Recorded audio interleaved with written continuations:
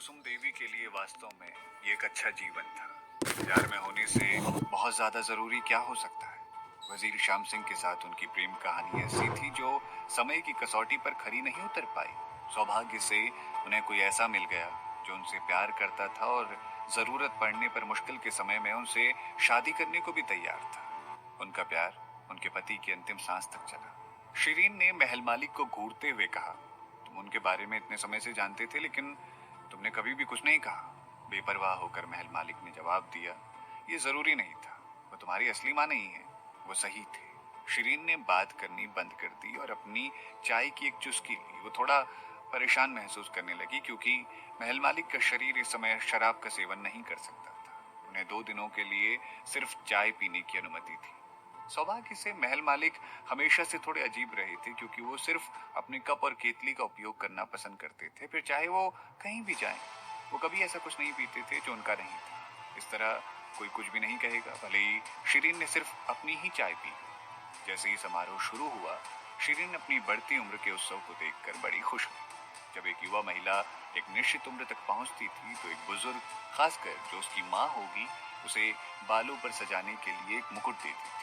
अगर माँ आसपास नहीं होती थी तो कोई और सम्मानित महिला ये भूमिका निभाती थी। जब समारोह शुरू हुआ, सोमती देवी और अन्य महिला छात्रों ने इस प्रक्रिया में इस्तेमाल होने वाले आवश्यक उपकरणों के साथ भवन में प्रवेश किया। कुसुम देवी ने अपने हाथ साफ किए और अपनी बेटी के बालों को सजाने लगे। उनका अपनी बेटी पर बहुत ज्यादा बकाया था, इसीलिए वो उसे पूरा चुकाना चाहती थी। महल मालिक ने शिरीन को एक ध्वनि संदेश भेजा, छोटी शिरीन, मैं नहीं चाहता कि दूसरे मुझे छुएं। क्या आप मेरे बालों को बांधने वाला काम कर सकती हैं? शिरीन इसको लेकर आश्वस्त नहीं थी। मैं क्यों? अलग अलग लिंगों के लोगों को एक दूसरे से दूरी बनाकर रखनी चाहिए। तुमने मेरे शरीर पर कब्जा कर लिया है, ये कैसी दूरी हुई? क्या आप चाहती हैं कि मैं इन सभी लोगों के सामने ऐसा अनुरोध करूं? आपको पता है कि ये आपका शरीर है। अगर मैंने ऐसा अनुरोध किया तो वो सोचेंगे ये शिरीन ही थी जिसने महल मालिक को अपने बालों को बांधने को कहा था। महल मालिक ने उसे धमकी दी। शिरीन हैरान थी। अगर आप मना करती हैं तो आप शर्मिंदा होंगी, मुझे बिल्कुल शर्म नहीं आएगी। महल मालिक ने बोलना जारी रखा। शिरीन को नहीं पता था कि उसे क्या कहना चाहिए। काश उसने उन्हें नहीं सुना होता। कुछ विचार करने के बाद शिरीन ने बदले में उन्हें धमकी दी, अगर आप इतने बुरे तरीके से बात करना जारी रखते हैं तो मैं आपके शरीर के साथ सार्वजनिक रूप से नृत्य करना शुरू कर दूंगी। मैं शर्मिंदा नहीं होंगी, पर हाँ, आप जरूर हो जाएंगे। महल मालिक कुछ देर चुप रहे। भ्रमित होकर उन्होंने पूछा, मैं नृत्य के बारे में जानता हूँ, लेकिन वास्तव में आप कौन सा नृत्य करने वाली हैं? ये नृत्य करने का एक बहुत ही मोहक तरीका है। आमतौर पर महिलाएं बहुत ही अभद्र पोशाक में धातु के खंभे के चारों ओर नृत्य करती हैं। उनकी चाल बहुत ही कामुक, आकर्षक और मोहक होती है। पुरुष हमेशा उनकी ओर बहुत आकर्षित होते हैं। इस नृत्य का महल मालिक की प्रतिष्ठा पर पड़ने वाले प्रभावों को समझाने के लिए शिरीन ने और ज्यादा समझाने का प्रयास किया और उसने बोलना जारी रखा, अगर आप मुझे और धमकी देते हैं तो मैं बाहर जाकर नाचना शुरू कर दूंगी। महल मालिक को खंबे पर सार्वजनिक रूप से नाचते हुए देखना कितना भयावह दृश्य होगा। महल मालिक ने कुछ पूछने से पहले एक विराम दिया, क्या आप ये नृत्य करती हैं? हाँ, मैं करती हूँ, बल्कि मैं अच्छा नृत्य करती हूँ। महल मालिक मुस्कुराए, बहुत अच्छा। उन्होंने आगे कुछ भी बोलना जारी नहीं रखा। शिरीन उसकी प्रतिक्रिया से हैरान थी। सौभाग्य से उसने उससे बाल बंधवाने का अनुरोध नहीं किया, इसीलिए उसने विषय को आगे ना बढ़ाने का फैसला किया। उसे नहीं पता था कि उसकी नृत्य क्षमता के लिए उसे कितनी भारी कीमत चुकानी पड़ेगी। वो चाहती थी कि वो घड़ी को वापस पीछे कर दे, पहले उसे वो नृत्य को समझाने से खुद को रोके। शिरीन ने देखा कि मोहतरमा कुसुम देवी महल मालिक के बालों को चोटी कर रही है। पूरी प्रक्रिया को अंजाम देते हुए कुसुम देवी बहुत भावुक लग रही थी। उनकी आंखें आंसुओं से भर गई थी और उनकी नाक लाल हो गई थी। फिर भी उन्होंने अपनी मुस्कान बनाए रखी और अपनी बेटी के बालों में कंघी की। उन्हें देखकर किसी वजह से शिरीन को कुछ महसूस हुआ। कोई भी बात हो जाए, लेकिन माता पिता के लिए बच्चों से प्यार न करना दुर्लभ था। जब कुसुम देवी ने एक चट्टान से कूदने और अपने बच्चे को छोड़ दिया और अपनी सारी यादें खो दी, तो उन्हें अपने बच्चों के लिए खेद महसूस होना चाहिए था, अपने पति के लिए नहीं। कुसुम देवी ने अपनी पूरी जिंदगी हमेशा प्यार में विश्वास किया था। उन्होंने वजीर श्याम सिंह से शादी करने के लिए अपने माता पिता का विरोध किया। वो उनके लिए अपने प्यार को छोड़ने की बजाय अपने माता पिता के साथ सभी रिश्ते नाते तोड़कर आ गई।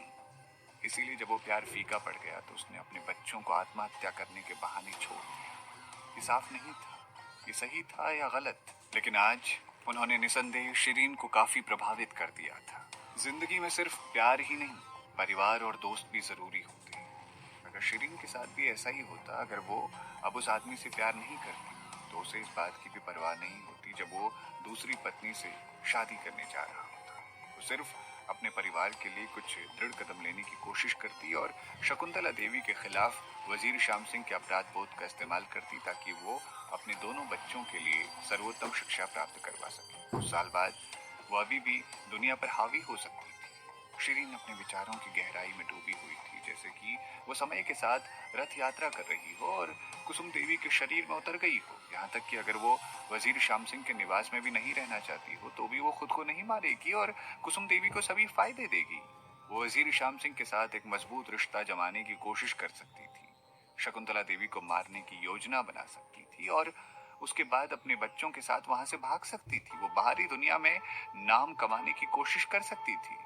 विचलित होकर महल मालिक ने अचानक उससे पूछा, छोटी शिरीन, अपने लिए उपहार तैयार करना है, याद रखें। शिरीन ने जवाब देने के लिए कुछ समय लिया।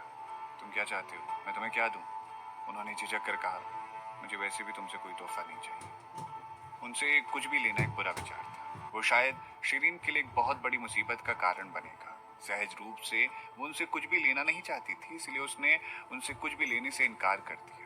ऐसा लग रहा था कि महल मालिक उसके विचारों को समझ गए थे। उनकी आंखों में अंधेरा छा गया, लेकिन वो एक मुस्कान के साथ बोले, ये आपके समारोह के लिए एक छोटी सी चीज है। हर कोई आपको कुछ देगा, आपको बदले में मुझे कुछ भी नहीं देना होगा। क्या आपको अभी भी मुझसे कोई शिकायत है? उनकी बात पूरी करने से पहले शिरीन ने महल मालिक को बीच में ही रोक दिया। तुम बहुत ज्यादा सोच रहे हो। कोई बात नहीं, तुम मुझे क्या देना चाहते हो? मैं तुम्हारे भंडारण झोले में से कुछ निकाल लूंगी। महल मालिक ने उसे अपने भंडारण बस्ते में एक गहरे बैगनी रंग का बस्ता निकालने का निर्देश दिया। शिरीन ने बस्ते और उसके सामान की छानबीन की। ऐसा लग रहा था कि आकाशी ऋषि व्यास साहू जी सामान्य बैगनी बस्ते का उपयोग कर रहे थे। इसमें कुछ भी अलग या अजीब नहीं था, सिवाय इसके कि ये एक उम्दा बस्ता था। शिरीन को राहत मिली। प्रार्थना आमतौर पर मुकुट सत्र का पालन करने के बाद होती थी और ये परंपरागत रूप से उच्च प्रतिष्ठा वाले एक महान व्यक्ति द्वारा नेतृत्व किए जाने पर होती थी। तो आकाशी ऋषि व्यास साहू जी इस कार्य को संभालने के लिए आदर्श व्यक्ति थे। निसंदेह आकाशी ऋषि व्यास साहू जी को ये जिम्मेदारी वहन करनी थी। शिरीन को उठकर महल मालिक का हाथ पकड़ना था। साथ में वो नियमों के अनुसार आकाश और पृथ्वी को प्रणाम करेंगे। उन्होंने एक अगरबत्ती जलाई और धीमी आवाज में उस कागज से प्रार्थना करते थे जिस पर स्वर्ग और पृथ्वी लिखा हुआ था। उसके बाद वो महल मालिक को धूप देते ताकि उनकी प्रार्थना के बाद उस मूर्ति को नीचे रख दिया जाए।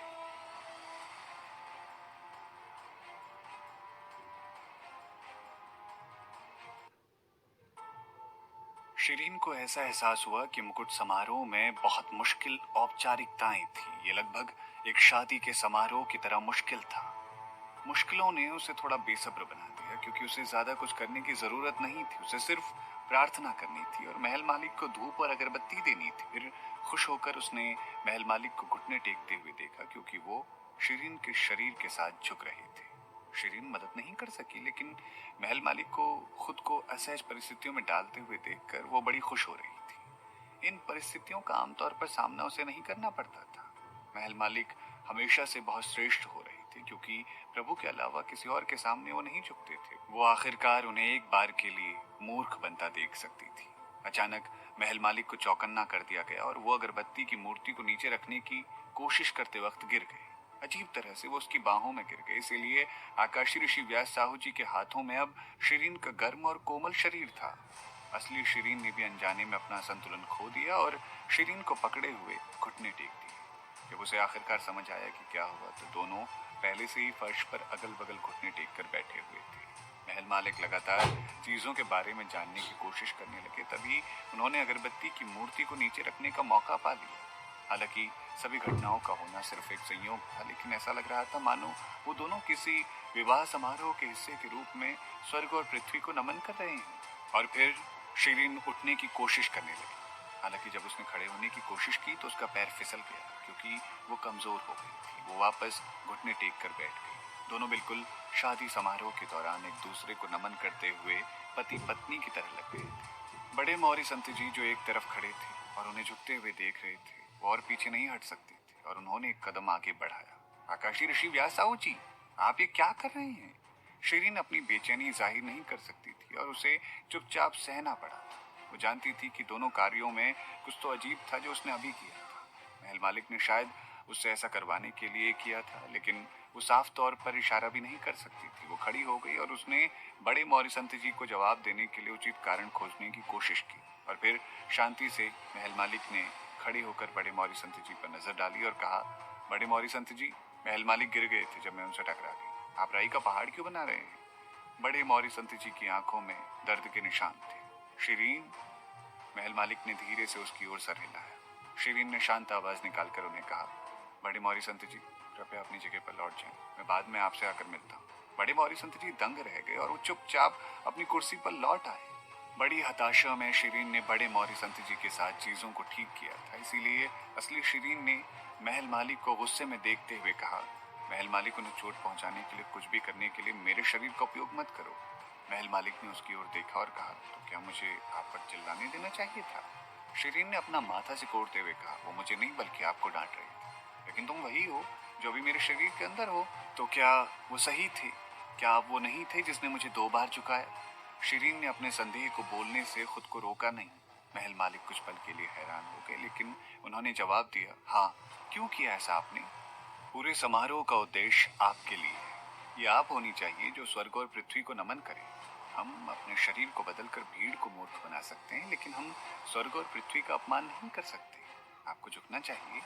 महल मालिक ने जो कारण बताए थे वो साहसिक और ईमानदार थे। शिरीन ने उन्हें जवाब नहीं दिया क्योंकि उसे अभी भी उन पर संदेह था। उसे लग रहा था कि महल मालिक शादी के लिए अपना मौका बना रहे, पर शायद उसे कुछ ज्यादा ही शंकाएं हो रही थी। जो हुआ था वो सिर्फ एक मामूली रुकावट थी। उसके बाद पूरे उत्सव में सब कुछ सुचारू रूप से चला। शिरीन के शरीर के साथ महल मालिक ने वहां मौजूद बुजुर्गों को चाय परोसी। जैसे ही शिरीन ने उन्हें देखा, वो खुद के दिमाग में एक दृश्य चित्रित करने से खुद को रोक नहीं पाई। ये बिल्कुल वैसा ही था जैसा एक पत्नी शादी के पहले दिन चाय परोसती थी। सोमती देवी एक छोटे नौकर की तरह शिरीन का पीछा करती रही। उसने प्याले बांटे ताकि वो जल्दी से चाय परोस सके। सबसे पहले सेवा आकाशी ऋषि व्यास साहू जी की होनी चाहिए थी। सोमती देवी ने राहत महसूस की। शिरीन ने चाय ली और उन्हें खुद सौंप दी। आकाशी ऋषि व्यास साहू जी आमतौर पर किसी से पेय लेने से बचते थे, इसीलिए पहले सब में एक संदेह की भावना थी। हालांकि वो सोच रहे थे कि आकाशी ऋषि व्यास साहू जी आज कैसे मना कर सकते थे। महल मालिक को चाय परोसना हर किसी के लिए काफी दुर्लभ था। बदले में आकाशी ऋषि व्यास साहू जी ने शिरीन को उपहार के रूप में बैगनी बटुआ दिया। वो जानती थी कि महल मालिक बहुत अमीर थे। उन्होंने उसे जो कुछ भी दिया था वो सस्ता नहीं था। ये एक उच्च गुणवत्ता वाला बटुआ था। ये अपने आप में एक अनमोल उपहार माना जा सकता था। महल मालिक के ठीक पीछे ध्रुव सिंह उपहार ले जाने में मदद करने के लिए जिम्मेदार थे। शिरीन ने बैगनी बटुए को उनकी थाली पर रखा और औपचारिक रूप से जवाब दिया, शिरीन, बधाई हो, ये आपके लिए। बटुआ थाली में लुढ़क गया और एक चमकदार लाल लटकन बाहर गिर गया। शिरीन हैरान थी क्योंकि उसे इस बात का एहसास नहीं था कि बटुए में कुछ था। हालांकि उपहार पहले ही दिया जा चुका था, इसे अभी वापस लेना बहुत शर्मनाक होगा। शिरीन ने लटकन पर एक नजर डाली। उसका आकार एक कबूतर के अंडे के बराबर था। जैसे ही वो वहां गिरा, उसका आकर्षण लाल सूरज की तरह चमक रहा था।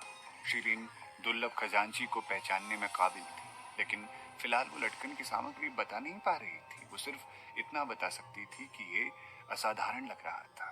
उसके बाकी के विचार गहना वापस लेने के कारणों को खोजने पर केंद्रित थे। तभी लटकन ने खुद को शिरीन की गर्दन से जोड़ लिया, जिसे देखकर शिरीन हैरान हो गई। लटकन के किनारे से एक चांदी का हार दिखाई दिया और उसके गले में घूमकर बंध गया। शिरीन ये देखकर जम सी गई। उसे समझ नहीं आ रहा था कि अभी क्या हुआ था।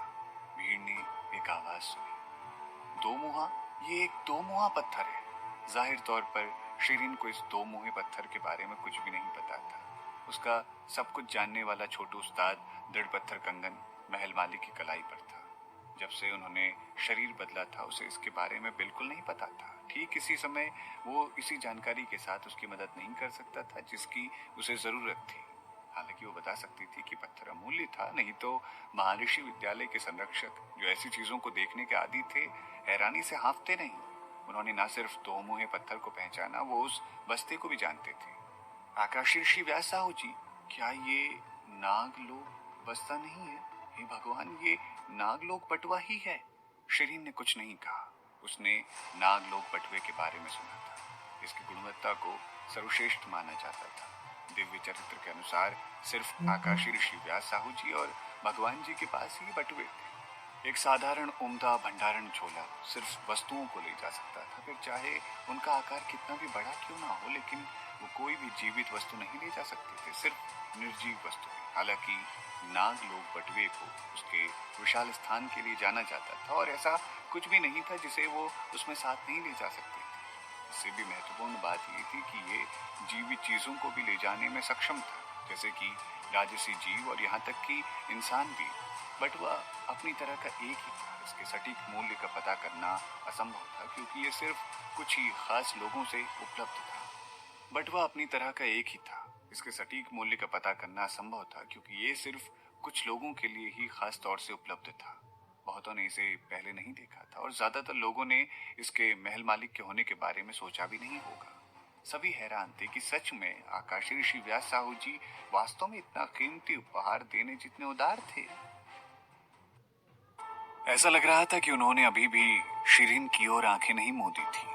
वो अब भी उसका बहुत ख्याल रखते थे। सभी की निगाहें आकाशी ऋषि व्यास साहू जी पर थी क्योंकि वो सभी उनके इरादों का पता लगाने की कोशिश कर रहे थे। क्या वो उसे वापस पाने की कोशिश कर रहे थे? शिरीन को चुपचाप सब सहना पड़ा क्योंकि लटकन पहले से ही उसे दे दी गई थी। वो इसे वापस लेने के कारण कैसे ढूंढ सकती थी? महल मालिक ने लटकन को छुआ और मुस्कुराया। आपका बहुत बहुत धन्यवाद महल मालिक जी। कुसुम देवी की आंखों में एक अजीब सी चमक थी। वो महल मालिक जी को धन्यवाद देने के लिए अपनी बेटी का पीछा करती हुई आई। आकाशी ऋषि व्यास साहू जी, आप बहुत उदार हैं। बड़े मौर्य संत जी ने बेपरवाही से उसकी ओर देखा और कहा, हालांकि मुझे सिर्फ एक ही चिंता है, क्या महल मालिक जी कृपया मेरे संदेह का उत्तर देंगे? वो शिरीन की ओर देख रहे थे, इसीलिए उसे जवाब देना पड़ा। मौर्य अधिपति जी, बोलिए। दोनों खजाने जो महल मालिक जी ने दिए हैं वो बहुत बढ़िया हैं, लेकिन वो बहुत कीमती हैं और जैसा कि कहा जाता है कि खजाने किसी को भी लालच जगा सकते हैं। शिरीन अभी बहुत छोटी है और इन वस्तुओं को संभालने के लिए तैयार नहीं है। महल मालिक के खजाने शायद आने वाले समय में उसका कोई भला नहीं करेंगे। ये उसके लिए परेशानी भी ला सकते हैं, जैसे कि ये उसकी सुरक्षा के लिए खतरा बन सकते हैं। महल मालिक जी, क्या आपने इस बारे में सोचा है? उसने महल मालिक की ओर देखा और फिर कहा, मैंने इसके बारे में नहीं सोचा है। आपका सुझाव बिल्कुल सही है। वजह वो कहने वाली थी कि वो अपना उपहार वापस ले लेगी और कोई दूसरा उपहार खोजेगी तो महल मालिक ने पहले से ही उसका उत्तर दे दिया। खजाने निश्चित रूप से किसी को लालच जगा सकते हैं। हालांकि महल मालिक जी के खजाने साधारण भी नहीं है।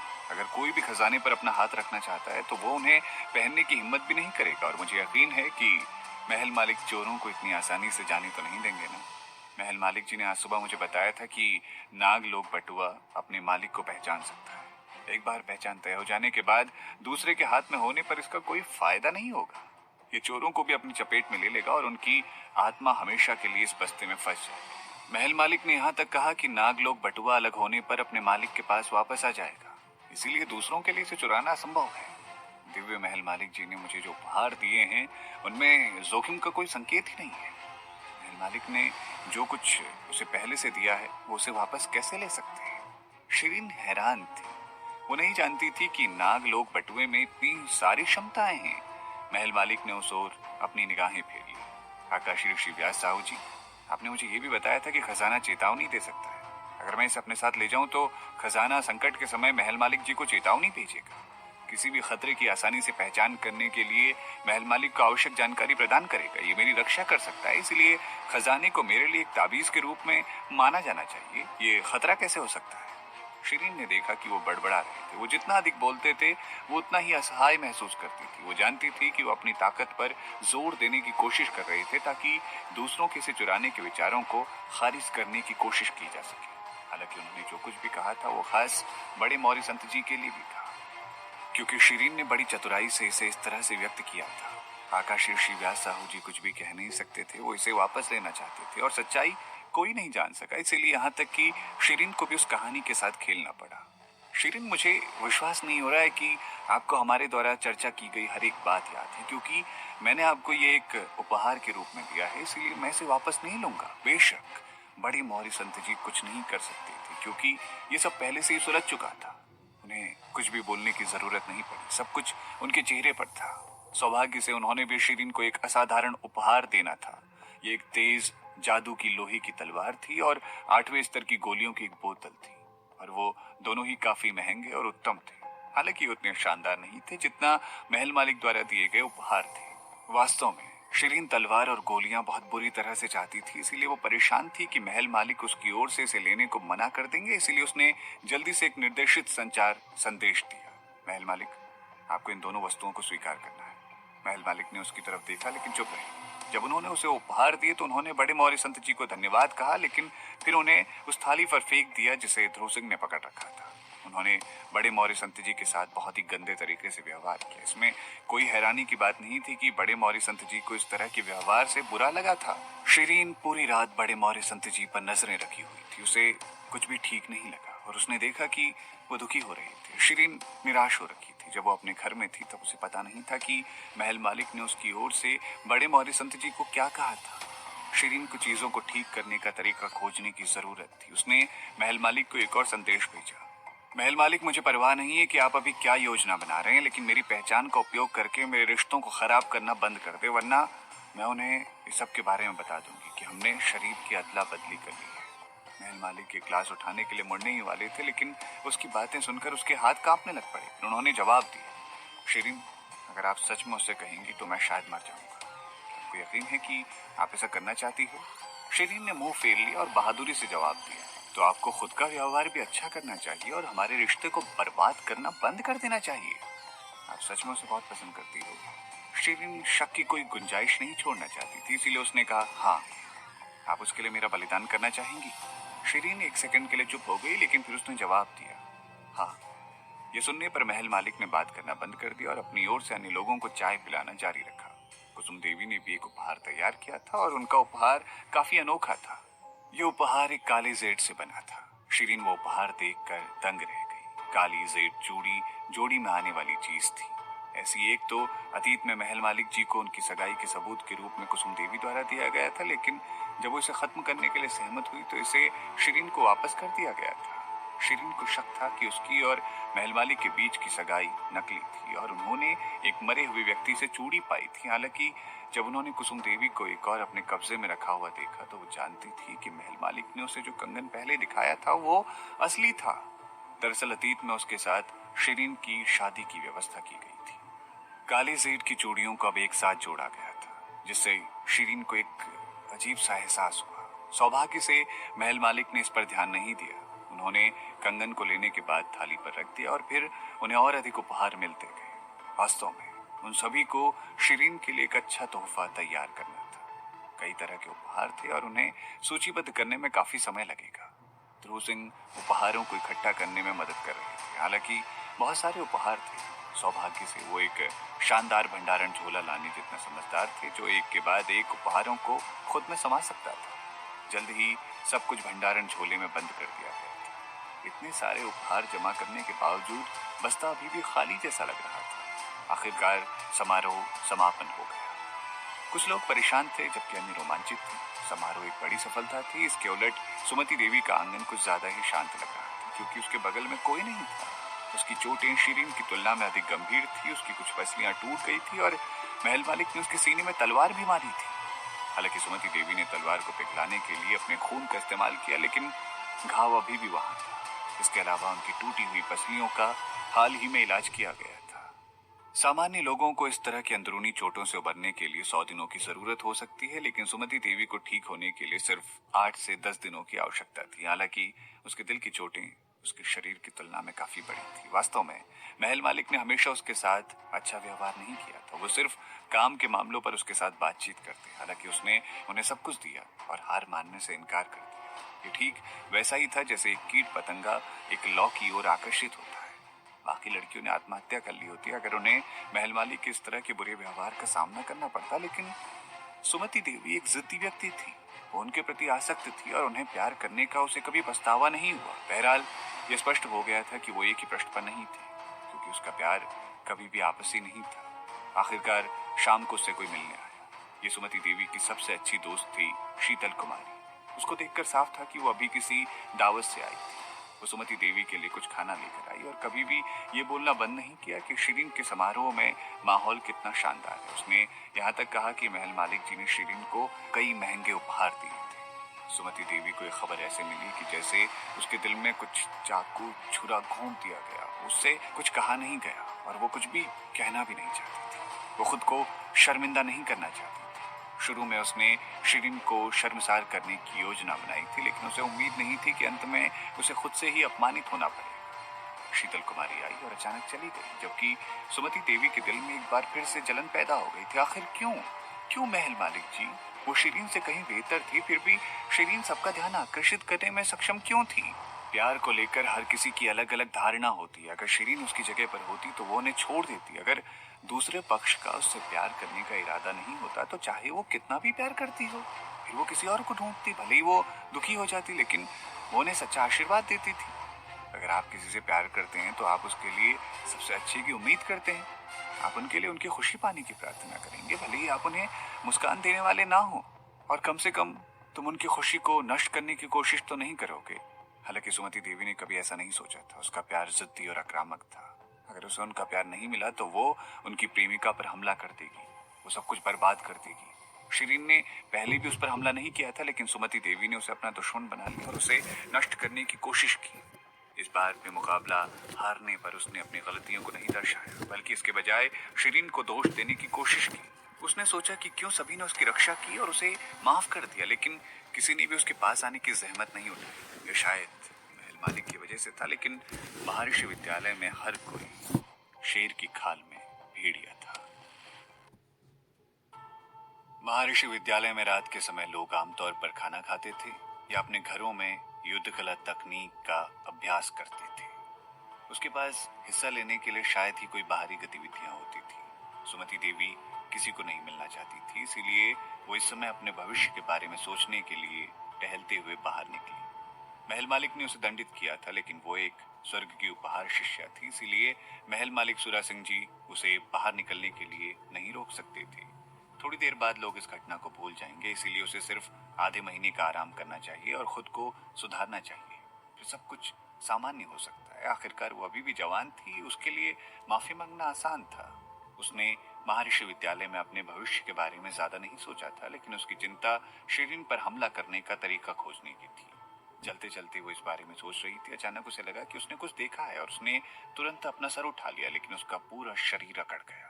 शिरीन पास की झील के किनारे बैठी थी और वो मछली पकड़ रही थी। वो मछली पकड़ने का खूब आनंद ले रही थी। तभी अवचेतन रूप से सुमति देवी ने अपने आसपास का सर्वेक्षण करने के लिए चारों ओर देखा और महसूस किया कि कोई और वहां नहीं था। ऐसा लग रहा था कि शिरीन को सुमति देवी की मौजूदगी का एहसास हो गया था। उसने अपना सर उठाया और सुमति देवी को देखा।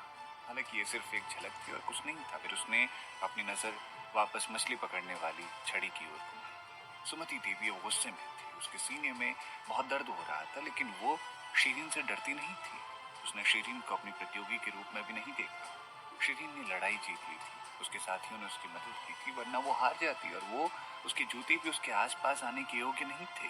इसके अलावा वो दोनों घायल हो गई थी और उन दोनों को गंभीर चोटें आई थी, तो सुमति देवी को उससे क्यों डरना चाहिए? सुमति देवी धीरे से उसके पास गई और उसने पुकारा, शिरीन। शिरीन उसे परेशान नहीं होना चाहती थी, इसलिए उसने मछली पकड़ने वाली छड़ी को देखना जारी रखना आसान नहीं था। इस प्रकार वो मुस्कुराई और उसने आगे कहा, वास्तव में आकाशी ऋषि व्यास साहू जी हमेशा कमजोर लोगों के प्रति सहानुभूति दिखाते रहते हैं। वो हमेशा उन लड़कियों पर ज्यादा ध्यान देते हैं जो अपनी रक्षा नहीं कर सकती। जब एक बार मेरा अपहरण कर लिया और मैं घायल हो गई तो आकाशी ऋषि व्यास साहू जी ने मुझे बचाया था। इसमें उनकी बहुत सारी आध्यात्मिक शक्तियां भी खत्म हो गई थी, लेकिन जब मैं बहुत ज्यादा दर्द में थी तो उन्होंने मुझे दिलासा देने के लिए बहुत सी चीजें दी थी। इस बार शिरीन उसकी बातें सुनना चाहती थी कि तभी एक मछली उसके मछली पकड़ने वाले चारे को काट रही थी, लेकिन उसने उसे देखा या महसूस भी नहीं किया। इसके बजाय उसने डंडे को एक तरफ घुमाया और फिर सुमति देवी की बातें सुनने को मुड़ गई। उसने अपनी आंखें झपकाई और फिर जवाब देने से पहले सुमति देवी की ओर देखकर कहा, क्या?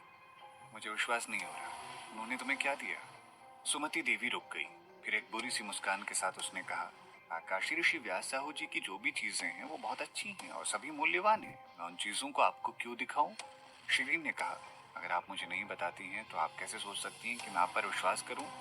यह आप पर निर्भर करता है कि आप मुझ पर विश्वास करती हैं या नहीं। मुझे आपको मुझ पर विश्वास कराने की जरूरत नहीं है। आपको बस इसका कारण जानने की जरूरत है कि महल मालिक जी ने आपको उपहार दिए थे जो आपको लुभाने के लिए थे। आखिरकार आप प्रभु के शिष्या हैं और आप उनके कारण घायल हुई थी। वो शायद दोषी महसूस कर रहे थे और परेशान भी थे कि आप प्रभु के सामने उनके बारे में बुरी बातें कह सकती हैं। वो शायद आपको सिर्फ एक बच्चे के रूप में देखते हैं। शिरीन ने कहा, मुझे ऐसा लगता है कि आकाशी ऋषि व्यास साहू जी को एक बच्चे के रूप में आप ही देखती हैं। सुमति देवी ने मुंह फेर लिया। क्या? शिरीन ने अपना सर हिलाया और चुपचाप मुड़कर अपनी मछली पकड़ने वाली छड़ी उठाने लगी। एक बार फिर शिरीन ने सुमति देवी को नजरअंदाज कर दिया था। इतने में सुमति देवी नाराज हो गई और उसने पूछा, मैंने महल मालिक जी को एक बच्चे के रूप में कब देखा? आपके लिए बेहतर होगा कि आप मुझे समझाएं। शिरीन ने उसे परेशान नहीं किया। उसने अपने हाथ उठाए और एक छोटी मछली पहले से ही कांटे पर लटकी हुई थी। उसने अच्छे से मछली को टोकरी में रख दिया। फिर वो अपने आप से फुसफुसाई, वास्तव में मछली पकड़ने का अच्छा तरीका है। सुमति देवी गुस्से से लगभग पागल हो गई। उसने चिल्लाते हुए कहा, शिरीन तुम बकवास कर रही हो। तुम अपने उत्तर की व्याख्या नहीं कर सकती, इसलिए अपनी बातें बदल दी। अंत में शिरीन ने अपना ध्यान उस पर केंद्रित किया। उसने उसे कुछ सलाह देने का फैसला किया, क्योंकि वो स्वर्ग की उपहार शिष्या हो सकती है, लेकिन वो बहुत मूर्ख नहीं हो सकती। आकाशी ऋषि व्यास साहू जी दुनिया पर राज करते हैं। वो इतने बचकाने कैसे हो सकते हैं? क्या आपको लगता है कि वो मुझे कुछ दावत देंगे ताकि मैं भगवान जी से उनके विषय में बुरा ना कहूँ? सुमति देवी एक सेकंड के लिए हैरान हो गई। उसने कहा, चाहे कुछ भी हो, आकाशी ऋषि व्यास साहू जी ने अपनी नैतिकता के कारण आपको बचाया। वो बहुत अमीर है, इसीलिए इसे कोई फर्क नहीं पड़ता कि वो आपको क्या देते हैं। या उनकी जेब से एक पैसा दान करने जैसा होगा। जो चीजें आप उनसे संजोती हैं, शायद उनके लिए वो कोई मायने नहीं रखती, इसलिए कृपया उन्हें गलत ना समझें। शिरीन ने मुंह फेर लिया और पूछा, तुम्हें कैसे पता कि उनके लिए किसी का कोई मतलब नहीं था? उन्होंने जो चीजें दी वो दुर्लभ थी और आमतौर पर उनके खुद के लिए तैयार करवाई जाती थी। आपको दुनिया में उनकी नकल नहीं मिल सकती है। सुमति देवी ने हंसते हुए कहा, आकाशी ऋषि व्यास साहू जी के पास जो कुछ भी हो वो उनके स्वयं के अनुसार होता है, इसीलिए इससे कोई फर्क नहीं पड़ता कि अगर वो एक या दो चीजें किसी को दे भी दें। इसके अलावा वो युवा पीढ़ी की देखभाल करना पसंद करते हैं और हमेशा कुछ न कुछ देते रहते हैं। बहुतों ने उनसे उपहार प्राप्त किए हैं। शिरीन काफी निराश दिख रही थी। उन्होंने हमेशा दूसरे लोगों को चीजें दी हैं, मुझे कैसे पता नहीं चला? सुमति देवी ने सोचा कि वो आखिरकार जीत गई। उसने कहा, वो सिर्फ अपने सबसे करीबी दोस्तों को ये बताते हैं। तुमको क्या लगता है कि तुम उनकी नजर में कौन हो? बेशक वो तुम्हें नहीं बताएंगे। ये बहुत सामान्य है अगर तुम ये नहीं जानती हो, क्योंकि तुम ये जानने की योग्य नहीं है। शिरीन ने जवाब देने से पहले फिर से झील में कांटा डाला। उसके बाद कहा, मुझे लगता है कि मैं जानने के लिए सबसे योग्य व्यक्ति। मुझे लगता है कि उन्हें मुझसे बेहतर कोई नहीं जानता। सुमति देवी ने अपना सर उठाया और मुस्कुराया। बस तुम यही सोचती हो, लेकिन सच में तुम कुछ भी नहीं जानती। तो आपको लगता है कि आप योग्य हैं? आपने मुझे ये क्यों नहीं बताया कि उन्होंने आपको क्या क्या दिया है? क्या आप विशिष्ट हो सकती हैं? सुमति देवी मुस्कुराई और कहा, ठीक है, मैं आज अच्छा महसूस कर रही हूँ, इसीलिए मैं तुम्हारे साथ कुछ बातें साझा करूंगी। स्वर्ग के सभी उपहार शिष्यों को आकाशी ऋषि व्यास साहू जी से व्यक्तिगत उपहार प्राप्त हुए हैं, जो उन्हें अपनी ताकत में सुधार करने में मदद करते हैं। शिरीन को हैरानी नहीं हुई। ये सामान्य है, वो स्वर्ग के उपहार शिष्यों के नेता हैं। निश्चित रूप से वो उन्हें उनकी युद्ध कला तकनीक को मजबूत करने में मदद करने के लिए कुछ मदद करना चाहेंगे। सुमति देवी ने आगे कहा, अच्छा है कि तुम जानती हो। देखो, उन्होंने स्वर्ग के सभी उपहार शिष्यों को उपहार दिए। हालांकि उन्होंने तुमको उपहार इसीलिए दिया क्योंकि तुम प्रभु के शिष्या हो और वो सिर्फ एक एहसान कर रहे थे। वो शायद तुमको जानते भी नहीं अगर तुम प्रभु के शिष्या ना होते, और वो तुम्हारी तरफ देखते भी नहीं। शिरीन ने कहा, क्या आप ये कहने की कोशिश कर रहे हैं कि आकाशी ऋषि व्यास साहू जी अभिमानी हैं? सुमति देवी एक सेकंड के लिए अटक गई। फिर उसने कहा, नहीं, मैं बस इसका कारण बता रही थी कि महल मालिक जी ने तुमको उपहार क्यों दिए। शिरीन ने कहा, वाह, महल मालिक ने मुझे उपहार क्यों दिए, इसका कारण बताने के लिए आपने इतना लंबा समय ले लिया। मुझे आपको उस परेशानी से गुजारने के लिए वास्तव में खेद है। सुमति देवी उसके शब्दों में कटाक्ष सुन सकती थी। वो गुस्से में बोली, तुमको विश्वास नहीं है? क्या तुमको अब भी लगता है कि दिव्य गुरु महल मालिक जी आपको पसंद करते हैं? शिरीन रुक गई और सर हिला। हाँ, मुझे लगता है कि वो मुझे पसंद करते हैं और मैं ये कहने की हिम्मत कर सकती हूँ कि वो मुझसे प्यार करते हैं। सुमति देवी हैरान थी। उसने अपनी मुट्ठी जकड़ ली और अचानक हंस पड़ी। शिरीन, क्या तुम दोस्ती दिवस के दौरान हुई घटना के बारे में भूल गई? इस बार शिरीन ने उसकी तरफ देखा और पूछा, क्या हुआ? सुमति देवी ने कहा, क्या तुम नाटक कर रही हो? क्या तुमको याद नहीं है कि हम दोस्ती दिवस पर एक दूसरे से गले मिले थे? शिरीन की आंखें चपक रही थी, लेकिन उसे पता नहीं था कि क्या हो रहा है। तो क्या? सुमति देवी ने आगे कदम बढ़ाया और धीरे से कहा, वही दिन था जब तुमने मुझे महल मालिक जी के साथ घूमते हुए देखा था। शिरीन ने मछली पकड़ने वाली छड़ी को पकड़ लिया और मछली पकड़ना बंद कर दिया। उसने सुमति देवी की ओर देखा। तुम दोनों ने बाहर घूमा? सुमति देवी मुस्कुराई।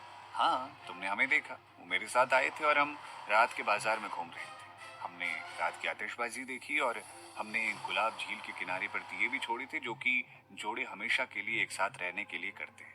मुझे विश्वास है कि तुमने हमें सही से देखा। वास्तव में जब तुम उन्हें बधाई दे रही थी तो वो तुमसे बात भी नहीं करना चाहते थे। क्या तुम निराश नहीं हो? बताओ। शिरीन मतलब महल मालिक कुछ देर के लिए जमीन को देखते रहे। इससे पहले कि वो उसे कुछ जवाब दें, फिर उन्होंने कहा, मैं निराश थी।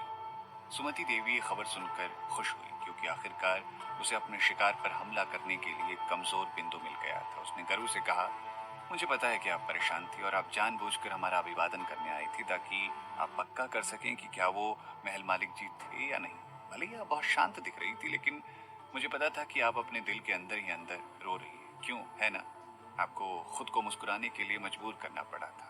शिरीन ने सिर्फ उसके शब्दों को दोहराया, मैंने खुद को मुस्कुराने के लिए मजबूर किया। सुमति देवी बड़ी खुश थी, क्योंकि शिरीन इस समय उदास लग रही थी। उसने आगे कदम बढ़ाया और कहा, शिरीन, महल मालिक जी पहले से ही मेरे साथ जुड़े हुए हैं। तुम उनके दिल में कुछ भी नहीं हो। भले ही उन्होंने दोषी महसूस किया और आपके साथ अच्छा व्यवहार किया, लेकिन वो इसको लेकर ईमानदार नहीं थे। वो शायद कभी भी ईमानदार नहीं हो सकते हैं तुमसे शादी करने के बारे में। वो जिससे प्यार करते हैं वो मैं हूँ, जिसे वो बचाना चाहते हैं वो भी मैं ही हूँ। भले ही हम दोनों एक दिन उनसे शादी कर लें, लेकिन मैं ही उनकी आधिकारिक पत्नी बनूंगी। मैं उनकी पत्नी हूँ और तुम दास। शिरीन ने उसे रोकते हुए कहा, क्या तुम अपने सपने से जाग गई हो? क्या तुम्हें यकीन है कि तुमने दोस्ती दिवस पर महल मालिक जी के साथ ही समय बिताया था? सुमति देवी ने कहा, बेशक, कौन उनका रूप धारण कर सकता है, और इससे भी जरूरी बात है कि कौन हिम्मत करेगा ऐसा करने की। शिरीन अब और कुछ नहीं बोली, लेकिन सफाई करने लगी और जाने के लिए तैयार हो गई। सुमति देवी ने चुपके से आसपास की फिर से जांच की, ताकि वो सुनिश्चित कर सके कि वहां कोई और नहीं था। उसके दिमाग में एक और बुरा विचार आया। जब उसने पुष्टि की कि आसपास कोई नहीं था, वो धीरे धीरे शिरीन के करीब आई और अचानक गिरने का नाटक किया और उससे टकरा गई। वो एक मंत्रमुग्ध सुई पकड़े हुई थी, जिसका शिकार पर एक अनूठा प्रभाव होता था। शिरीन को अगर सुई चुभती तो वो हिलने डुलने की क्षमता खो देती। ये एक तरह का जहर ही था, इसीलिए किसी को पता नहीं चलेगा, भले ही उन्होंने इसकी जांच क्यों ना की हो। वो शिरीन को सुई चुभोना चाहती थी, फिर उसे झील में धकेलना चाहती थी, फिर वो हिलने डुलने की क्षमता खो देती और आखिर में डूब जाती। किसी को नहीं पता चलता कि वो अपराधी थी। सुमति देवी ने सोचा कि शिरीन उसके विचारों से अनजान थी, लेकिन उसे उम्मीद नहीं थी कि शिरीन अचानक गायब हो जाएगी। एक पल ने उसे पीछे से धक्का दिया और वो रुक नहीं सकी। शुरू में वो आगे नहीं बढ़ पा रही थी, क्योंकि उसने शिरीन को झील में धकेलने की योजना बनाई थी। उसने सोचा कि वो समय पर रुक जाएगी। पीछे बल के कारण वो स्थिर नहीं हो सकी और पानी में गिर गई। जैसे ही वो झील में गिरी, जिस सुई को उसने पकड़ रखा था वो उसकी हथेली में जा लगी। इस तरह वो आगे नहीं बढ़ सकती थी और पानी की गहराई तक डूबती जा रही थी। वो डर गई और चिल्लाना चाहती थी, लेकिन उसका पूरा शरीर अकड़ गया और वो अपना मुंह भी नहीं खोल सकती थी। वो सिर्फ देख सकती थी, क्योंकि पानी ने उसके पूरे शरीर को अपनी चपेट में ले लिया था। जैसे जैसे वो झील की गहराई में जा रही थी, उसने देखा कि शिरीन किनारे पर खड़ी थी। वो पूरी तरह से ठीक थी और सुमति देवी को एक बुरी नजर से डूबते हुए देख रही थी। ठीक उसी समय सुमति देवी ने महसूस किया कि उसकी मुस्कान बहुत जानी पहचानी थी। ये महल मालिक जी की मुस्कान के समान थी। शिरीन ने सुमति देवी को बचाने के बारे में नहीं सोचा था और वो बस उसे पानी में डूबता हुआ देख रही थी। जब सुमति देवी झील के ठीक तल पर पहुंच गई तो मुस्कुराई और फिर अपनी मछली की टोकरी लेकर चली गई। झील अपनी शांति में लौट आई, क्योंकि पानी शांत और चमकीला लग रहा था, जैसे कि कुछ हुआ ही ना हो। शिरीन अपने आंगन में लौट आई और एक चट्टानी कुर्सी पर बैठ गई। उसने अपनी जेब से एक जेड पत्र निकाला। जेड पत्र वही था जो महल मालिक ने तालाब में गिरा दिया था। क्योंकि महल मालिक ने शिरीन के शरीर पर कब्जा कर लिया था, इसीलिए वो इसे खोलने के लिए जेड पत्र को छूने में सक्षम थे। सतह पर नक्काशी जल्दी से गायब हो गई और ये एक दर्पण में बदल गया। कुंवर सिंह आईने में दिखाई दी। अपने स्वामी के इस रूप को देखकर वो नाराज हुए, लेकिन उन्होंने फिर भी विनम्रता से पूछा, मेरे भगवान जी, मैं आपकी कैसे मदद कर सकता हूँ? महल मालिक ने तुरंत निर्देश दिए, कृपया पता करें कि दोस्ती दिवस पर सुमति देवी के साथ कौन घूम रहा था। मैं उस व्यक्ति के बारे में सब जानना चाहता हूँ। अगले कुछ दिनों के लिए सुमति देवी पर भी नजर रखें कि देखें क्या कुछ अजीब तो नहीं है। कुंवर सिंह हैरान थे और गुस्से से पागल हो चुके थे। उन्हें विश्वास नहीं हो रहा था कि कोई महल मालिक जी का रूप धारण करने की हिम्मत करेगा। उन्होंने तुरंत उत्तर दिया, हाँ। इसके बाद वो अपनी तैयारी करने चले गए। महल मालिक ने अपने जेब पत्र को हटा दिया और फिर मेज पर अपनी उंगलियों को थपथपाते हुए सोचने लगे। इसमें कोई हैरानी की बात नहीं थी कि शिरीन उनसे इतनी नफरत करती थी। उसने उन्हें दोस्ती दिवस पर सुमति देवी के साथ घूमते हुए देखा था। तार्किक रूप से कहें तो शिरीन एक लापरवाह इंसान नहीं थी। अगर वो असली महल मालिक नहीं होते तो उसे अंतर करने में सक्षम होना चाहिए। इसके अलावा जब वो पहाड़ी से नीचे उतरी तो वो मसल्स के साथ आई थी। मसल्स को उनकी गंध के अंतर को समझने में सक्षम होना चाहिए। क्या धोखेबाज के लिए इतना अच्छा होना संभव था कि मसल भी अंतर ना बता सके? महल मालिक सोच में गहरे खोए थे। अचानक दरवाजा पटक कर खुला। हवा मारक की पीठ पर मुफा बैठे हुए कमरे में पहुंचा। मसल मुफा की पूंछ में चिपका हुआ था। उस समूह में मसल सबसे सक्रिय था क्योंकि ये चिल्ला रहा था जब वो कमरे में प्रवेश कर रही थी। मालकिन, हमने सुना है कि आप घायल हो गई हैं और यहाँ रह रही हैं। क्या आप अब बेहतर महसूस कर रही हैं? ये लुढ़क कर उसके पास पहुंचा और महल मालिक के लबादी को एक काटना चाहता था, लेकिन महल मालिक ने जल्दी से उसके खोल पर कदम रख लिया। मुफा ने भी कुछ शोर किया और महल मालिक की ओर भागा। उसकी पूंछ जलते हुए पहियों की तरह दिख रही थी और ये अपने मालिक को अपना प्यार दिखाने के लिए महल मालिक की कलाई पर कूदना चाहता था। हालांकि महल मालिक ने इसकी ओर इशारा किया और कहा, चलो वहीं रुक जाओ।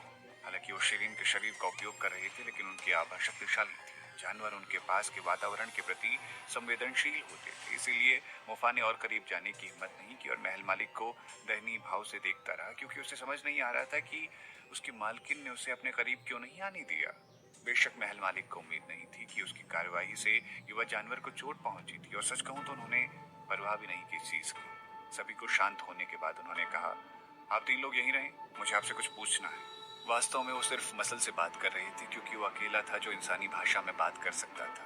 महल मालिक नहीं चाहते थे कि वो जान सकें कि कोई और उनके मालिक के शरीर में रह रहा था, इसलिए उन्होंने सोचा और फिर आग लगाने और उनके लिए कुछ मछलियों को पकाने का फैसला किया। मछलियों को भूनते समय उन्होंने मसल से बात की। अंत में उन्हें पता चला कि शिरीन ने सुमति देवी को महल मालिक के साथ घूमते हुए देखा था। काफी समय बीत चुका था। अचानक पानी की सतह पर ढेर सारे बुलबुले उठने लगे। सुमति देवी अचानक सतह पर दिखी। उसका दम घुट रहा था और उसका चेहरा बैंगन जैसा लग रहा था। बहुत देर से सांस बंद होने के कारण उसे कुछ खून से भरी खांसी हुई। जब वो पानी में गिर रही थी तो उसने अपनी सांस रोक रखी थी, क्योंकि उसे पता था कि शापित सुई उसके शरीर को 15 मिनट तक सुन्न कर देगी। हालांकि ऐसा करना कहने से कई गुना मुश्किल था। शुरू में उसे लगा कि 15 मिनट बहुत जल्दी निकल जाएंगे, लेकिन अंत में उसे महसूस हुआ कि 15 मिनट 15 घंटों की तरह थे, खासकर जब वो पानी के नीचे थी और सांस लेने में बेबस थी। हर मिनट उसके लिए त्रासदी सा था और अब वो अपनी सांस और नहीं रोक सकती थी। उसने सांस लेने की कोशिश की, लेकिन पानी की चपेट में आने से उसकी मौत हो सकती थी। सौभाग्य से उसका शरीर सही समय पर चलने के लिए मुक्त हो गया था। वो जल्दी से तैर कर किनारे तक पहुंच गई, लेकिन वो अपनी सांस रोककर और दम घुटने के कारण पहले से ही काफी थक चुकी थी। उसे जोर से खांसी आ रही थी, जिससे उसकी चोट और बढ़ गई। जब वो अंत में किनारे पर पहुंच गई तो वो थकी हुई थी। जब शिरीन अपने नरम बिस्तर पर जागी तब आसमान में पहले से ही अंधेरा था। आनंदी देवी ने धीरे से दरवाजा खटखटाया। महल मालिक जी। शिरीन ने अंगड़ाई ली और ये महसूस किया कि वो अभी भी महल मालिक के शरीर में थी। वो उम्मीद कर रही थी कि वो जागने के बाद अपने शरीर में लौट जाएगी, लेकिन वो अभी भी शक्तिशाली आकाश ऋषि व्यास साहू जी के शरीर में थी। शिरीन ने उनके शरीर को महसूस करने की कोशिश की और महसूस किया कि महल मालिक की आध्यात्मिक शक्ति धीरे धीरे उनके शरीर में घूम रही थी। ये एक अच्छा संकेत था, क्योंकि इससे पता चलता था कि उनका शरीर तेजी से ठीक हो रहा था। उसने महसूस किया क्योंकि उसके पास उनका शरीर था, इसीलिए वो हमेशा सोने के लिए तरसती रहती थी। शिरीन अपना शरीर वापस पाना चाहती थी। समारोह के बाद कल रात उसने महल मालिक के भंडारण झोले में से कुछ किताबें निकाली और उन्हें पढ़ने का फैसला किया, ताकि वो पता लगा सके कि क्या उनकी दुविधा का कोई समाधान था। हालांकि वो अब तक सोती ही रह गई। मेरे भगवान जी, क्या आप जाग रहे हैं? आनंदी देवी ने दरवाजा खटखटाना जारी रखा। अंदर आइए, शिरीन ने निर्देश दिया और वो एक मेज पर सामने की ओर बैठ गई। आनंदी देवी हमेशा महल मालिक के साथ प्रत्यक्ष रहती थी, इसीलिए उन्होंने कहा, मेरे भगवान जी, आप कल संस्कृति कक्षा को पढ़ाने वाले हैं। क्या आपको कुछ तैयारी करने के लिए मेरी जरूरत है? शिरीन दंग रह गई। कक्षा? महल मालिक यहाँ एक कक्षा को पढ़ाने आए थे? किस तरह की कक्षा? महल मालिक जी, आपने प्रधानाचार्य सुरा सिंह जी से वादा किया था कि आप यहाँ 3 महीने के लिए एक शिक्षक के रूप में रहेंगे और आप मुख्य रूप से उड़ने वाले जादू सिखाने पर ध्यान केंद्रित करेंगे। आनंदी देवी ने पेशेवर रूप में समझाया। शिरीन रुक गई और पूछा, क्या आप कक्षा की तैयारी में मेरी मदद कर सकती हैं? हालांकि वो उड़ने वाले जादू के बारे में नहीं जानती थी, फिर भी वो कक्षा को आनंदी देवी द्वारा तैयार किए जाने वाले पाठ्यक्रम के अनुसार उन्हें पढ़ा सकती थी। आनंदी देवी ने असहज महसूस किया। महल मालिक जी, आप पहली बार इस बारे में बात करने जा रहे हैं? मुझे भी नहीं पता कि ये क्या है। शिरीन ने मुंह फेर लिया। वो एक सेकंड के लिए रुकी और बोली, फिर आप मेरी क्या मदद कर सकती हैं? आनंदी देवी ने तुरंत उत्तर दिया, मैं चाय तैयार करने में मदद कर सकती हूँ, मैं छात्रों को भर्ती करने में आपकी मदद कर सकती हूँ, और मुझे लगता है कि आपको अपने पाठ के लिए कुछ चीजों की आवश्यकता हो सकती है, मैं इसे भी आपके लिए तैयार कर सकती हूँ। शिरीन ने अपनी पलकों के बीच के क्षेत्र को रगड़ते हुए कहा, मुझे सोचने के लिए कुछ समय चाहिए, कृपया मुझे अकेला छोड़ दो। जब आनंदी देवी जाने को तैयार थी तो शिरीन ने एक और सवाल पूछा, मोहतरमा शिरीन कहाँ है? उन्हें अपने घर में होना चाहिए, वो बहुत बेहतर लग रही हैं। वो शाम को मछली पकड़ने भी गई थी और वो कुछ समय पहले ही लौटी थी। शिरीन उठी और बाहर चली गई। मैं उन्हें देखने जा रहा हूँ। आंगन में कदम रखने से पहले शिरीन ने भुनी हुई मछली को सूंघ लिया था। उसने दरवाजे को धक्का दिया और अंदर घुस गई। महल मालिक आग के सामने एक चटाई पर बैठी थी। शिरीन आग के ऊपर मछली को भून रही थी और मसल उसके खोल के अंदर से मछली को देख रहा था। मुफा मसल के खोल पर बैठ गया और मछली को देख रहा था। हवा मारक शांति से अपनी पूंछ हिला रहा था। ये कितना प्यारा दृश्य था। शिरीन ने अपना मुंह घुमाया और चुपचाप आह भरी। ये खूबसूरत अनुभव उसके होने चाहिए थे। मसल, मुफा और हवा मारक उसके राजसी प्राणी थे, लेकिन वो सभी अब महल मालिक के आसपास जमा हो गए थे, जिससे वो नाराज हो गई थी। इस वक्त कुछ तो अटपटा